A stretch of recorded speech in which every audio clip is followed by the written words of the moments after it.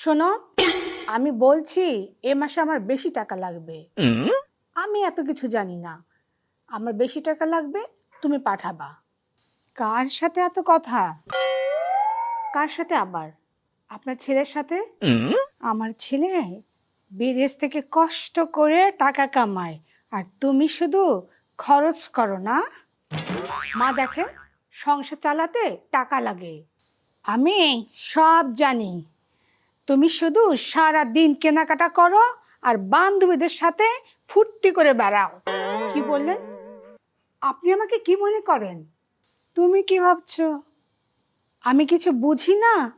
আমি কিছু দেখি না? হ্যাঁ, দেখেন মা, আপনি কিন্তু আমাকে অপমান করছেন। হ্যাঁ, আমি তোমাকে অপমান করছি না, তুমি নিজে নিজের কাজ দিয়ে অপমানিত হচ্ছ। আপনি সব সময় আমাকে খারাপ ভাবেন। কি হয়েছে? কল কাটলে কেন? আপনার মা আমাকে ফুর্তিবাজ বলছে, আর তোর বউ শুধু টাকা উড়ায়। আচ্ছা ঠিক আছে, তোমার সাথে আমি পরে কথা বলছি। আগে তোমার মায়ের সাথে কথা বলে নেই। আমি এই বাড়িতে কখনো সম্মান পাই না। সম্মান নিজের আচরণে আসে। আপনি সব সময় আমাকে সন্দেহের চোখে দেখেন। আমি আর টাকা পাঠাবো না। দুজন ঠিক হও আগে, তারপর টাকা পাঠাবো। দেখলেন, আপনার জন্যই সব হলো।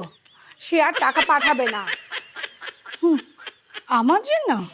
আমার জন্য না, তোমার নিজের জন্য। আমার জন্য না। আপনার ছেলে যে এবার যখন টাকা দিবে না, তখন আমার কাছে টাকা চাইতে আইসেন। তখন দেখেন মজাটা দেখাবো। 1 টাকাও আপনাকে দিব না। আমি সব টাকা আমার ইচ্ছে মতো খরচ করব, যা ইচ্ছে তাই করব। আর আমাকে সন্দেহ করেন না? ঠিক আছে। আর আমি ফুর্তিবাজ না? ওকে, আমি সব টাকা ফুর্তি করব। হ্যাঁ, দেখি আপনি কি করতে পারেন। হ্যাঁ, আর আপনার ছেলে তো বিদেশে থাকে, সেও তো কিছু করতে পারবে না। হায় হায়, এই বউকে নিয়ে আমি কি করি?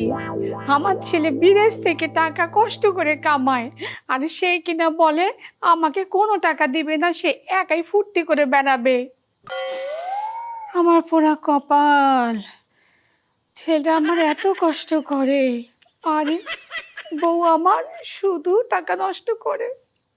শাশুড়ি ও আম্মা জান, আপনার শাসনে